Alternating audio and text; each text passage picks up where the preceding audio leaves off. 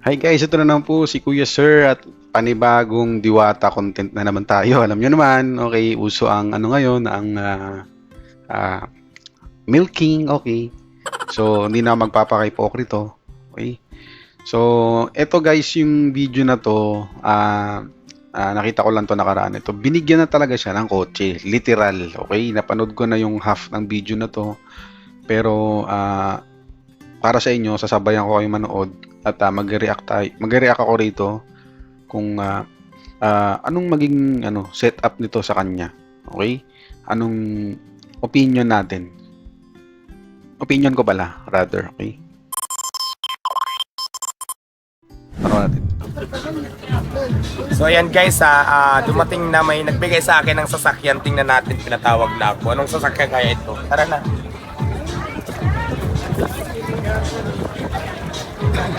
Forward natin guys. Ito, pag halimbawa, malayo pa kayo, nakabukas yung aircon, pwede nyo siyang i-auto start sa labas. Ayan. Dalawang pindot lang, tapos Auto-start hold. na yun. So, ayan. So automatic nakabukas na yung aircon. Oh, ganda. Hindi siya pinatay yung aircon. Tapos kung gusto niyo naman siyang buksan,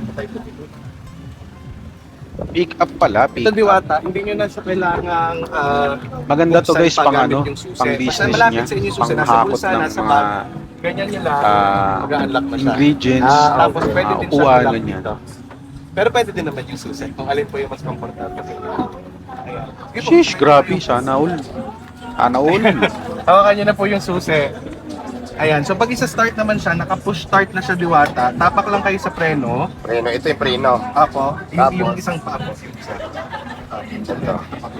Ayan. Ayan. Tapos, Sensya na kayo guys, minsan nakapatingin ako sa gitna sa gantry kasi titignan ko yung recording ko kung okay. isang ganun. Apakan ko muna. Preno po. Tapos, start. Yan. Oh, start na siya. Tapos pag aandar na kayo Diwata, tapak po ulit sa preno. Under na tapak ulit sa preno. Ang ganda.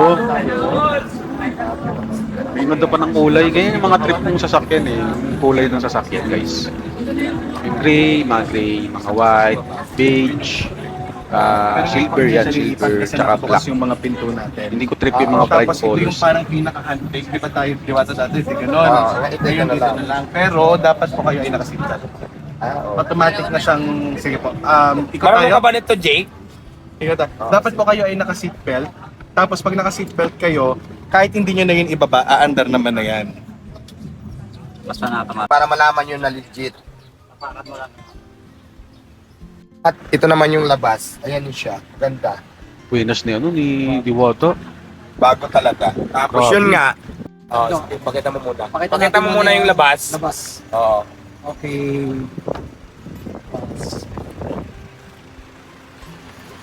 Hello. Parang brand new pa eh. Ano ba yun? Pick up eh. Ang brand yan.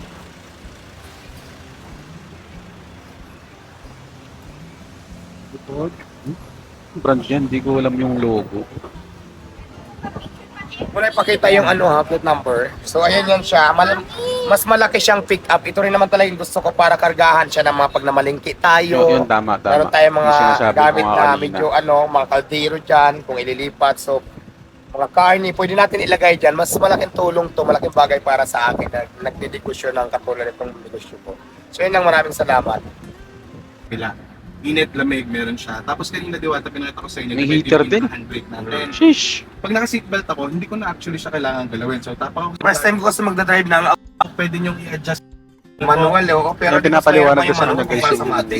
Mechanics ng sasakyan, ano yung Tapak lang. features. Ito Diwata, baka mamaya Kung ano ba yung mga kayang gawin ng sasakyan, yung anong materials na ginamit sa sasakyan yan, sinabi dyan guys. Tsaka yung mga mga technical terms, tsaka yung mga mechanics ng sasakyan rather. kaya habang nakadrive kayo,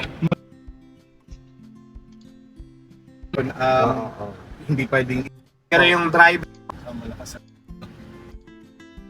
ano na, pwede isang restaurant. Baboy lang. Okay.